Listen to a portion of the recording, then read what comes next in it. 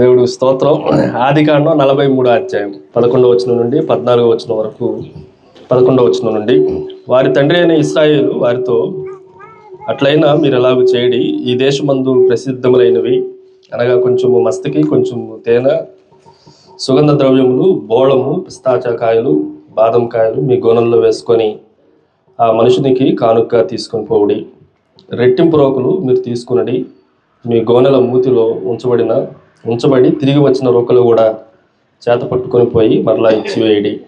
ఒకవేళ అది పొరపాటై ఉండును, మీ తమ్ముని తీసుకొని లేచి ఆ మనుషుని వద్దకు తిరిగి వెళ్ళుడి.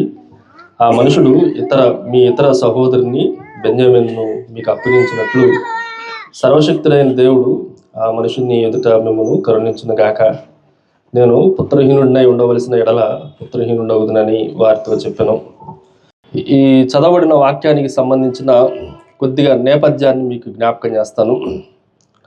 ఐగుప్తు దేశంలో దేవుడు యోసేపును ప్రధానమంత్రిగా నిలబెట్టిన తర్వాత భయంకరమైన 7 కరువు సంవత్సరాలు, ఆ కరువు సంవత్సరాలలో 2 సంవత్సరాలు కరువు భయంకరంగా తాండవిస్తున్న దినాల్లో ఇశ్రాయేలు దేశంలో నుండి, కనానులో నుండి దేవుని బిడ్డలైన యాకోబు సంతానం ఐగుప్తు దేశంలోని యోసేపు దగ్గరకు వచ్చి కావలసిన ఆహార పదార్థాలన్నింటినీ కొనుక్కొని తిరిగి వెళ్తున్న సందర్భాలు మొదటి భాగంలో అయిపోయినాయి.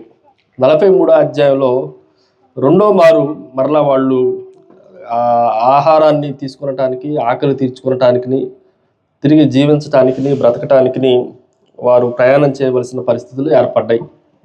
అలాంటి పరిస్థితుల్లో మొదటిసారి వెళ్ళినప్పుడే వారి గోనెల్లో ఈ డబ్బులన్నీ తిరిగి పెట్టేయడం ద్వారా వారు దొంగతనం చేసినట్లుగా యోసేపు వారిని పట్టుకొని వారిలో ఒకరిని ఐగుప్తు దేశంలోనే బంధించడం మనకి ఈ ముందు నేపథ్యంలో నేర్చుకోవాలి.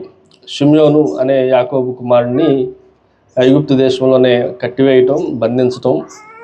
మరలా మీరు నా దగ్గరికి రావాలి అంటే మీ తమ్ముడైన కనిష్ఠుడైన బెన్యామీన్ని తీసుకుని వస్తే తప్ప నేను ఎట్టి పరిస్థితుల్లో మీకు ఆహారం ఇవ్వను, మీరు నా మొహం చూడటానికి కూడా అవకాశం లేదు అన్న సందర్భాలు. ఇలాంటి సందర్భాల్లో ఈ కష్టకాలంలో, కరువులో, ఆకలితో అలమటిస్తున్న దినాల్లో, చనిపోవటానికి దగ్గరగా ఉన్న ప్రాంతాల్లో యాకోబు తీసుకున్న కొన్ని ప్రాముఖ్యమైన నిర్ణయాలు ఈ ఉదయకాల సమయంలో మనం జాగ్రత్తగా ఆలోచన చేయాలి. అక్కడ చాలా సీరియస్గా అయినట్లుగా మనకు కనిపిస్తూ ఉంది. 42వ అధ్యాయంలో ఆయన షిమ్యోన్ని పట్టుకొని వారి కన్నుల ఎదుటనే 42వ అధ్యాయం 24వ వచనంలో చదివితే, వారిలో షిమ్యోను పట్టుకొని వారి కన్నుల ఎదుట అతన్ని బంధించును. ఆ తర్వాత 43వ అధ్యాయంలో మరొక మాట 6వ వచనంలో, అందుకు ఇశ్రాయేలు, మీకు ఇంకొక సహోదరుడు కలలని మీరు ఆ మనుషులతో చెప్పి నాకింత శ్రమ కలగజేయ నేల అనగా. ఈ మాటలన్నీ మనం జ్ఞాపకం ఉంచుకుంటూ వాటిలో నుండి ఉదయకాల సమయంలో ఒక 5 ప్రాముఖ్యమైన విషయాలు మనం నేర్చుకోవాలి. ఆ మాటలు జాగ్రత్తగా వినండి. యాకోబు దేవుడు ఆశీర్వదించడానికి, యాకోబు సంతానాన్ని దేవుడు ఆశీర్వదించడానికి కొన్ని వెనక చాలా శ్రేష్టమైన, లోతైన ఆత్మీయ సత్యాలు మనం నేర్చుకోవాలి. 5 విషయాలు మీకు జ్ఞాపకం చేస్తాను. సమయాన్ని దృష్టిలో పెట్టుకొని జాగ్రత్త వినండి. నెంబర్ 1, మొట్టమొదటిది, it is a best effort. ఉత్తమమైన, శ్రేష్టమైన ప్రయత్నము. అందరూ చెప్పండి, బెస్ట్ ఎఫర్ట్. కరువు వచ్చింది. ఇలాంటి పరిస్థితుల్లో మనం జాగ్రత్తగా ఆలోచన చేస్తే 11వ వచనంలో రాయబడిన మాటలు ఒక కానుకను వారు తీసుకుని వెళ్తున్నట్లుగా, వారి కొరకు యాకోబు సిద్ధం చేసినట్లుగా మనం ఆలోచన చేయొచ్చు.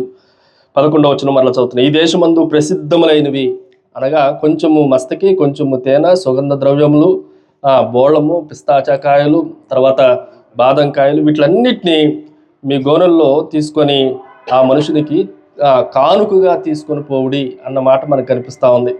కొంచెం జాగ్రత్తగా, లోతుగా ఆలోచన చేద్దండి, జాగ్రత్త వినండి.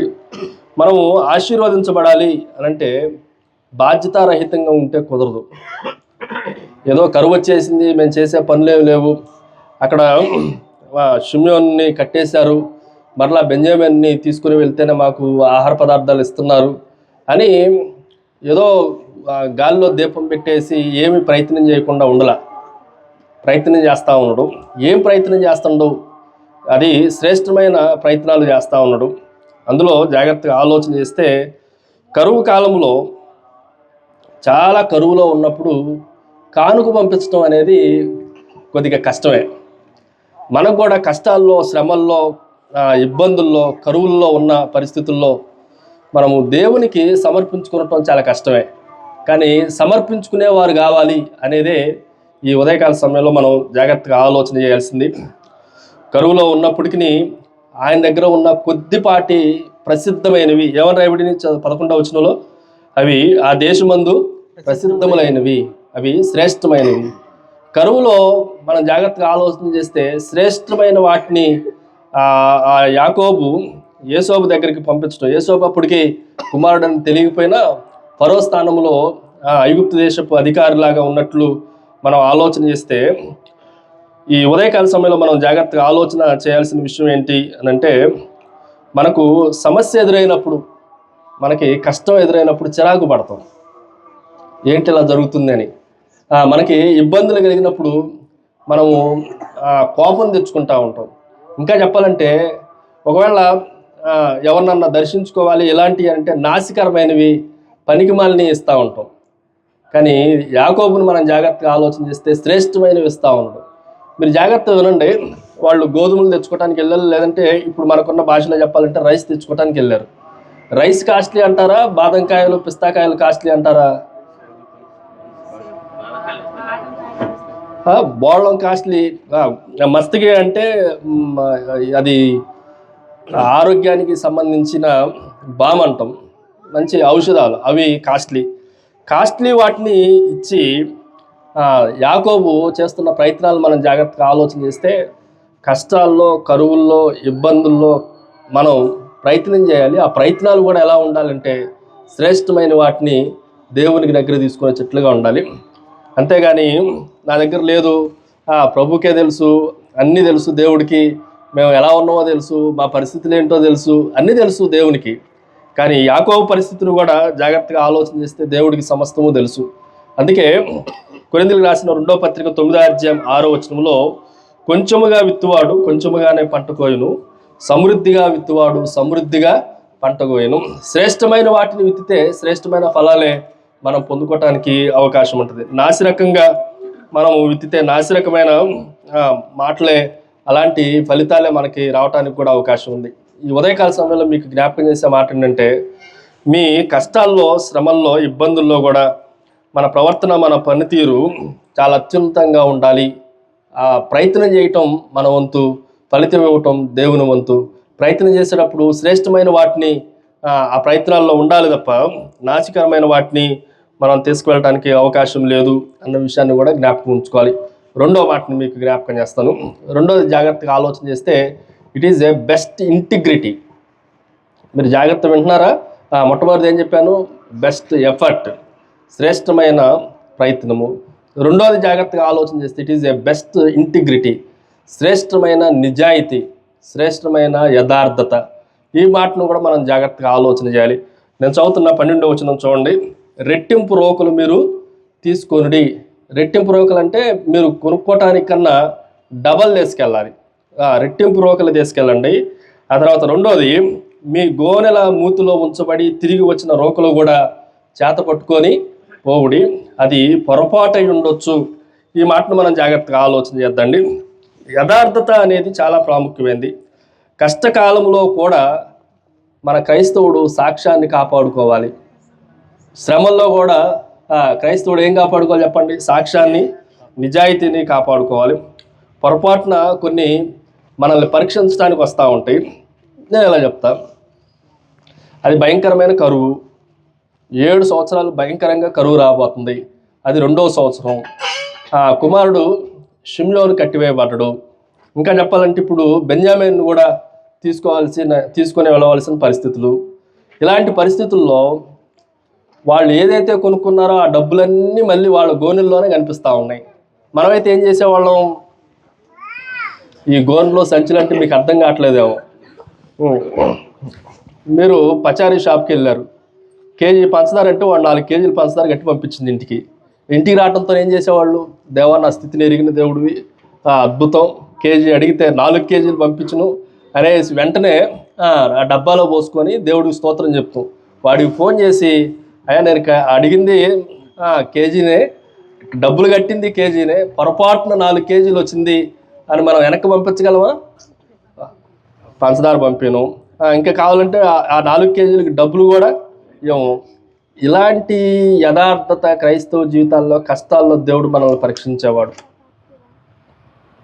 యాకోబుని అడిగితే యాకోబు వాళ్ళ పిల్లలు చెప్తా ఉన్నాడు, మీరు వచ్చిన వాటిలన్నిటినీ పొరపాటున వచ్చినాయేమో తీసుకొని ఎవరికి వెళ్ళాలి? యేసోబుకి ఇచ్చేయండి, అక్కడ ఉన్న అధికారికి ఇచ్చేయండి. ఇది పొరపాటున వచ్చిందేమో. ఈ యథార్థతను కాపాడుకోవటం కష్టాల్లో, కరువుల్లో, శ్రమల్లో చాలా ప్రాముఖ్యమైంది. మనం జాగ్రత్తగా ఆలోచన చేస్తే కరువులో మనకు అనిపిస్తూ ఉంది, ఇప్పుడు ఇబ్బందులు ఉన్నాయి కదా, కష్టం ఉంది కదా, ఇప్పుడు కష్టం కదా, ఇప్పుడు డబ్బులు ఇవ్వటం కష్టం కదా, కావాలంటే అన్నీ అయిపోయిన తర్వాత 7 సంవత్సరాలు అయిపోయిన తర్వాత మరలా సమృద్ధి వచ్చినప్పుడు అప్పుడు తీసుకెళ్ళి ఇవ్వచ్చులే అనేసి అనుకుంటాం. కాదు. దేవుడు మనల్ని ఆశీర్వదించాలి అని అంటే కష్టాల్లో, శ్రమల్లో, కరువుల్లో కూడా నిజాయితీని కలిగి ఉండటం నేర్చుకోవాలి. మరి రెట్టింపు రూపకాలు ఎందుకు? ఈ మాటను కూడా మనం జాగ్రత్తగా ఆలోచన చేస్తే, నేను ఇలా జాగ్రత్త వినండి. లోకం మనల్ని వేలెత్తి చూపకుండా ఉండాలంటే మనం కేవలం సరిగ్గా ఉంటే సరిపోదు. సరిగ్గా ఉండటం అంటే ఎంతకి కొనాలో అంతే డబ్బులు ఉంటే సరిపోతుంది. కానీ రెట్టింపు ఎందుకు అని అంటే అదనపు జాగ్రత్తతో నీతిగా బతకాలి, అదనపు జాగ్రత్తలు తీసుకోవాలి. ఎవడు ఏమి మనల్ని మాట అంటానికి అవకాశం ఉందో. కొంతమంది ఇష్టానుసారంగా జీవించేస్తారు. కానీ లోకంలో మనం జాగ్రత్తగా ఆలోచన చేస్తే మనుషుల దృష్టిలో కూడా మనం యోగ్యమైన వాటిని కలిగి ఉండాలి. ఒక మాట చదువుతున్నా చూడండి, కొరింథీయులకు రాసిన 2వ పత్రిక 8వ అధ్యాయం 21వ వచనంలో. కొరింథీయులకు రాసిన 2వ పత్రిక 8వ అధ్యాయం 21వ వచనం. ఏలయనగా ప్రభువు దృష్టి యందు మాత్రమే కాక మనుషుల దృష్టి యందును యోగ్యమైన వాటిని గురించి శ్రద్ధగా ఆలోచించుకొనుచున్నాము. ప్రభు దృష్టి మాత్రమే కదా అంటే కాదు, మనుషుల దృష్టి యందును యోగ్యమైన వాటిని గురించి శ్రద్ధగా ఆలోచించుకొనుచున్నాము. మనుషుల దృష్టిలో కూడా మనము వేలెత్తి చూపించుకోవడానికి అవకాశం లేదు. ఇందాక చెప్పిన ఎగ్జాంపుల్ చెప్తాను. ఆ 4 కేజీల పంచదార ఫోన్ చేసి బాబు పొరపాటున వచ్చింది అని చెప్తే లైఫ్లో నిన్నెప్పుడు వాడు ఎక్కడ నిన్ను అనుమానపడడు. ఆ కొట్టోడు, ఆ షాపోడు చాలా బాగా గుర్తుపెట్టుకుంటాడు. కానీ 4 కేజీలు వచ్చింది వాడు తర్వాత లెక్కలన్నీ చూసిన తర్వాత ఎక్కడో 3 కేజీలు తగ్గుతుంది, ఎవరికి పంపించడం అని తేలిన తర్వాత అప్పుడు నీ ఇంట్లోనికి వచ్చిన ఆ 3 కేజీలను బట్టి లైఫ్లో ఎప్పుడు నిన్ను నమ్మడం. దేవుని ఎదుట మాత్రమే కాదు, దేవుడు మన పరిస్థితులన్నిటిని ఎరిగిన వాడు, దేవుడు పంపించడం అనుకోవటం కాదు. మనుషుల దృష్టిలో కూడా మనం ఎలా ఉండాలంటే నీతిమంతులంగా, యథార్థవంతులంగా, నిజాయితీ పరులంగా ఉండాలి అనేది దేవుని వాక్యమై ఉంది. 2 విషయాలు చెప్పాను. మొదటి ఏమని చెప్పాను? Best effort. మనము దేవుని దగ్గరికి ఏదో ఒకటి తీసుకొని రావాలి. తీసుకుని వచ్చేది శ్రేష్టమైనది అయి ఉండాలి. రెండవది, కరువు సమయాల్లో బెస్ట్ ఇంటిగ్రిటీ, శ్రేష్టమైన ఉన్నతమైన యథార్థతను, నిజాయితీని మనము కలిగి ఉండాలి, కాపాడుకోవాలి. మూడో విషయాన్ని మీకు జ్ఞాపకం చేస్తాను. There is a best faith.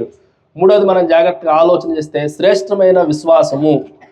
మనం యాకోబు జీవితాన్ని జాగ్రత్తగా ఆలోచన చేస్తే it is a journey from fear to faith.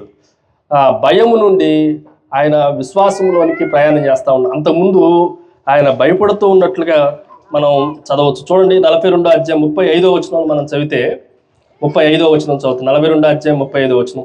వారు తమ గోనెలను కుమ్మరించినప్పుడు ఎవరి రోకల మూట వారి గోనెలోనే ఉండను, వారును వారి తండ్రియు ఆ రోకల మూటలు చూచి భయపడిరి. అమ్మో, ఈ డబ్బు వెనక్కి వచ్చేసింది, ఏం జరుగుతుందో. ఐగుప్తు ఫరో తలుచుకుంటే ఎవరు ఆయన ఎదుట నిలబడటానికి అవకాశం లేదు. కానీ ఇక్కడ మనం జాగ్రత్తగా ఆలోచన చేస్తే చాలాసార్లు బెంజమిన్ పంపించడానికి కష్టపడి, ఎంతో బాధపడి, ఇబ్బంది పడినట్లుగా ఆ ముందు అధ్యాయాలన్నింటిలో కనిపిస్తూ ఉండు. 36వ వచనం కూడా చదివితే 42:36. అప్పుడు వారి తండ్రి అయిన యాకోబు వారిని చూచి, మీరు నన్ను పుత్రహీనునిగా చేయుచున్నారు. యేసోబు అనేవాడు లేడు, షిమ్యోను లేడు, ఇప్పుడు బెంజమిన్ను కూడా తీసుకొని పోదురు. ఇవన్నీ నాకు ప్రతికూలముగా ఉన్నవని వారితో చెప్పిను. కరువు దినాల్లో, కష్ట సమయాల్లో మనకి భయం ఆవరిస్తూ ఉంటుంది. ఏం జరుగుతుందో. ఆల్రెడీ యేసోబు చనిపోయాడు అనుకుంటుండు తండ్రి. ఇప్పుడు షిమ్యోను లేడు, ఐగుప్తులో కట్టివేయబడ్డాడు, బంధించబడ్డాడు. ఇప్పుడు బెంజమిన్ను కూడా తీసుకొని వెళ్ళాలి. కానీ జాగ్రత్తగా ఆలోచన చేస్తే యాకోబు జీవితంలో అప్పుడు దాకా భయపడిన వాడు ఇప్పుడు విశ్వాసంతో ఒక అడుగు వేస్తూ ఉండడం. ఎందుకు భయం అని అంటే గతకాలపు జ్ఞాపకాలు మనల్ని ఏం చేస్తాయంటే మనల్ని భయభక్తులు ఆ భయంతో జీవించట్లు చేస్తాయి. గతకాలపు జ్ఞాపకాలు ఏంటి యాకోబుకి అని అంటే యేసోబు మరణించాడు, యేసోబు జీవితం ఆయన ఎదుటే చీల్చివేయబడినట్లుగా ఆ అంగిని తీసుకున్న చిదిగో దృష్టముగురములు నీ కుమారుడిని చీల్చివేసినాయి అని చెప్తా ఉన్నాయి. ఇప్పుడు ఆ బిడ్డలతో ఎవరన్నా తీసుకొని వెళ్ళాలి అని అంటే కుమారుడిని పంపించాలంటే భయపడతా ఉన్నాడు.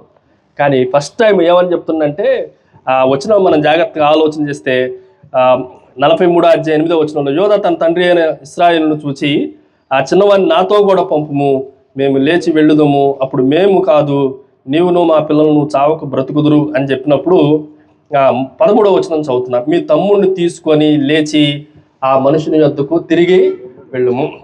ఎలాగూ స్టెప్ వేస్తుంది చెప్పండి. ఈరోజు గతకాలంలో మీకు ఏమైనా భయాలు ఉంటే ఆ భయాలను బట్టి ఆగిపోవద్దు, విశ్వాసంతో అడుగు ముందుకేయండి. దేవుడు అద్భుత కార్యాలు మన జీవితాల్లో చేయగలడు. మనం ఆగిపోతే పనులు అవ్వవు. విశ్వాసంతో ఏం చేయాలి? ముందుకు వెళ్ళవలసిన వారమే. అది ఎంత కష్టమైనా, ఎంత ఆవేదనైనా, ఎంత దుఃఖమైనా, ఎంత కరువైనా మనము అడుగేస్తే తప్ప మనం ముందుకు వెళ్ళటానికి అవకాశం ఉండదు. ఇక్కడ కూడా ఒక మాట చదువుతున్నా చూడండి. కీర్తన గ్రంథం 56వ సంకీర్తన 3వ చరణంలో ఈ మాట ఇలాగ రాయబడింది. 56వ సంకీర్తన 3వ చరణం, నాకు భయము సంభవించిన దినమున నేను నిన్ను ఆశ్రయించుతున్నాను. ఏ రోజునంటే చెప్పండి, నాకు భయము సంభవించిన దినమున. నాకు భయం అనిపించింది అన్న రోజున మనం ఎవరిని ఆశ్రయించాలి అంటే దేవుణ్ణి మాత్రమే ఆశ్రయించాలి. కాబట్టి మన జీవితాల్లో అత్యంత విలువైన దానిని బెంజమిన్ వంటి ఇష్టమైన వాటిని దేవుని చేతికి అప్పగించినప్పుడు దేవుడు అద్భుత కార్యాలు జరిగించగలడు.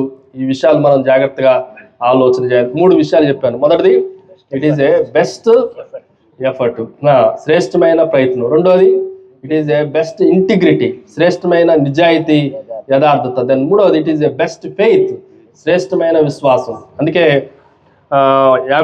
యాకోబుని గురించి కూడా మనం ఎబ్రిల్కి రాసిన పత్రిక 11వ అధ్యాయంలో విశ్వాస వీరుల జాబితాలో ఆయన పేరు కూడా రాయబడటం మనం గమనించవచ్చు. 4వ విషయాన్ని మీకు జ్ఞాపకం చేస్తాను, ఇది కూడా జాగ్రత్తగా వినండి. It is a best surrendered, శ్రేష్టముగా ఉత్తమంగా లొంగిపోవటం, దేవునికి సమర్పణ చేసుకునటం. ఏమని సమర్పణ చేసుకుంటుండో అని మనం ఆలోచన చేస్తే 14వ వచనం చివరి భాగంలో ఏమని రాస్తున్నా చూడండి. నేను పుత్రహీనుడనై ఉండవలసిన ఎడల పుత్రహీనుడు అగుదునని వారితో చెప్పాను. అంటే నేను కుమారుడిని పోగొట్టుకోవాలి అని అనుకుంటే కుమారుడిని పోగొట్టుకునటానికి కూడా రెడీ. ఇది మనం జాగ్రత్తగా ఆలోచన చేస్తే శ్రేష్టంగా లొంగిపోవటం, శ్రేష్టంగా ప్రభువుకి అప్పగించటం జాగ్రత్తగా ఆలోచన చేస్తే తన్ను తాను దేవుని చిత్తానికి అప్పగించుకుంటూ నేను పుత్రహీనుడు అయిపోతానేమో అని నిరాశతో చెప్పట్లా, బాధపడతా చెప్పట్లా, ఇబ్బంది పడతా చెప్పట్లా. ఏమని చెప్తుందంటే ఒకవేళ నేను పోగొట్టుకోవాలంటే పోగొట్టుకుంటా, నన్ను నేను దేవునికి సమర్పించుకుంటా. ఈ మాటను కొంచెం జాగ్రత్తగా ఆలోచన చేస్తే కొంతమంది దేవుని ఎదుట శ్రేష్టంగా లొంగిపోయి దేవుని దగ్గర నుండి శ్రేష్టమైన ఆశీర్వాదాలు పొందుకున్న వాళ్ళు ఉన్నారు. ఉదాహరణకి ఎస్తేరు గ్రంథంలో ఎస్తేరు రాణి కూడా ఏమని చెప్తుందంటే నేను నశించేదను. ఎందుకని ఆ రాజ మందిరంలోనికి ప్రవేశించడానికి ఎవరికి హక్కులేనే లేదు. కానీ రాణి ఎస్తేరు వెళ్ళాలి. కానీ నేను నశించేదను, నేను చచ్చిపోతా కానీ నేను మాత్రం దేవుని కొరకు, నా ప్రజల కొరకు నన్ను నేను దేవునికి సంపూర్ణంగా సమర్పించుకుంటాను. తర్వాత అబ్రహామును కూడా మనం జాగ్రత్తగా ఆలోచన చేస్తే నా కుమారుడు దహన బలిగా అర్పించాలి అనంటే దహన బలిగా అర్పించడానికి, నా కుమారుడిని అర్పించడానికి మోరియా పర్వతాల్లో ఒక దాని మీద తీసుకెళ్తా, దహన బలిగా అర్పిస్తా, తిరిగి పొందుకుంటాను అని తన్ను తాను సంపూర్ణంగా కరువులో కూడా అప్పగించుకునే వానికి దేవుడు శ్రేష్టమైన కార్యాలు చేయగలడు. ఒక మాట ఇలా చెప్తా, ఎవడైనా సరే తన ప్రాణాన్ని కాపాడుకుంటే దాన్ని పోగొట్టుకుంటాడు, తన ప్రాణమును పోగొట్టుకునేవాడు కాపాడుకుంటాడు. మనం పోగొట్టుకోవటానికి ఇష్టపడితే ఏం జరిగినా ప్రాబ్లం లేదు అని మనల్ని మనం సంపూర్ణంగా దేవుని ఎదుట లొంగిపోవటానికి, సరెండర్ అవటానికి ఇష్టపడితే దేవుడు అద్భుత కార్యాలు చేస్తాడు అనేది యాకోబు జీవితంలో నుండి మనం జాగ్రత్తగా ఆలోచన చేయొచ్చు. ఇది కూడా ఈ ఉదయకాల సమయంలో జాగ్రత్తగా ఆలోచన చేయాలి. బెంజమిన్ని పంపించకపోతే కుటుంబం అంతా ఆకలితో చచ్చిపోతుంది. కానీ బెంజమిన్కి ఏమవుతుందో అన్న భయం కన్నా కూడా బెంజమిన్ చచ్చిపోయినా నో ప్రాబ్లం అనే ఆ ధీమాలోకి రావడానికి కారణం ఏంటంటే దేవునికి సంపూర్ణంగా తను తాను లోబడటము, సమర్పించుకునటం, ఆ మాటను కూడా జాగ్రత్తగా ఆలోచన చేయాలి. ఎన్ని మాటలు చెప్పానండి? 4 మాటలు. మొదటిది శ్రేష్టమైన ప్రయత్నం, రెండవది శ్రేష్టమైన నిజాయితీ, మూడవది శ్రేష్టమైన విశ్వాసము, నాలుగవది శ్రేష్టమైన సమర్పణ, లొంగిపోవటం, లోబడటం గురించి ఆలోచన చేసాం. 5వ విషయాన్ని మీకు జ్ఞాపకం చేస్తాను. దీనికన్నా ఇప్పుడు చెప్పిన వాటిలన్నిటికన్నా మించింది, it is a best God, శ్రేష్టమైన దేవుడు. ఇవన్నీ ఒక ఎత్తు అయితే దీని వెనక ఉన్న దేవుడు సాధారణమైన దేవుడు కాదు. ఏమని చెప్తుందంటే 14వ వచనంలో, ఆ మనుషుడును ఈ ఇతర సహోదరుని బెంజామిన్ మీకు అప్పగించినట్లు సర్వశక్తుడైన దేవుడు ఆ మనుషుని ఎదుట మిమ్మును కరుణించునుగాక. ఏ దేవుడు అంటే చెప్పండి? అయినా సర్వశక్తుడైన దేవుడు. ఇంగ్లీష్లో ఏమని రాయబడిందంటే ఎల్ షద్దై, ఆల్ మైటీ గాడ్ అని ఇంగ్లీష్లో రాయబడింది.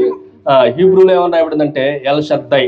జాగ్రత్తగా రండి, ఎల్ షద్దై అంటే 2 పదాలు, 2 అర్థాలు ఇస్తుంది. ఒకటి ఏంటంటే సంపూర్ణమైన రక్షణ కలగజేసేవాడు సర్వశక్తివంతుడు. రెండోది సంపూర్ణమైన క్షేమాన్ని, లేదు అని అంటే సంరక్షణను, బాధ్యతలన్నింటినీ పోషించేవాడిని ఎల్ షద్దై అంటాం. ఈరోజు కొంచెం జాగ్రత్తగా ఆలోచన చేస్తే దేవుడు ఎలాంటి వాడో యాకోబుకి పరిపూర్ణమైన విశ్వాసంతో ఇలా చెప్తాను నేను. వెళ్తున్నా, ఆల్రెడీ యేసోబు లేడు, రెండో ఆయన షిమ్యోన్ని ఆల్రెడీ ఐగుప్తులో కట్టేశారు. ఇంకెంతమంది మిగిలారు వెళ్ళాలి అని అంటే? 10 మంది ఉన్నారు. అందులో బెంజామిన్ని తీసుకుని వెళ్తారా? మిగతా 9 మంది ఉన్నారు. రూబేను మొదలుకొని చిన్నవాడు లాస్ట్ వాడు దాకా అందరూ ఉన్నారు. యాకోబుని అడిగితే ఈ 9 మంది కుమారుల మీద నాకు నమ్మకం లేదు, కానీ ఒక్కడి మీద నాకు నమ్మకం ఉంది. ఆ ఒక్కడు ఎవడంటే సర్వశక్తుడైన దేవుడు. ఈరోజు మనం జాగ్రత్తగా ఆలోచన చేస్తే మనుషుల మీద నమ్మకం లేకపోయినా నేను పుత్రహీనుడైనా అయిపోతానని ఎందుకు ఆ మాట అనగలిగిందంటే, నేను నమ్ముకున్న సర్వశక్తుడైన దేవుడు ఏమైనా చేయగలడు, ఏదైనా చేయగలడు. ఈ కెన్ డూ ఎనీథింగ్. ఏమైనా అసాధ్యమైన వాటిలన్నింటినీ సుసాధ్యం చేయగలడు. నేను కొన్ని మాటలు మీకు జ్ఞాపకం చేస్తాం. యాకోబు దేవునికి, సర్వశక్తుడైన దేవునికి అప్పగించుకున్నప్పుడు ఆయన కరుణించును గాక అన్న మాటను, ఆ మాట అన్నప్పుడు ఇలా రాయబడతా వచ్చింది. యాకోబు కనానులో ఉండే ప్రార్థన చేసిండు, సర్వశక్తుడు మీకు కరుణించును గాక అని చెప్పాడు. కానీ ఐగుప్తు దేశంలో యాకోబు కుమారుడైన యేసోబు హృదయం మార్చడం దేవుని వంతు. నా మాట అర్థమవుతుందా?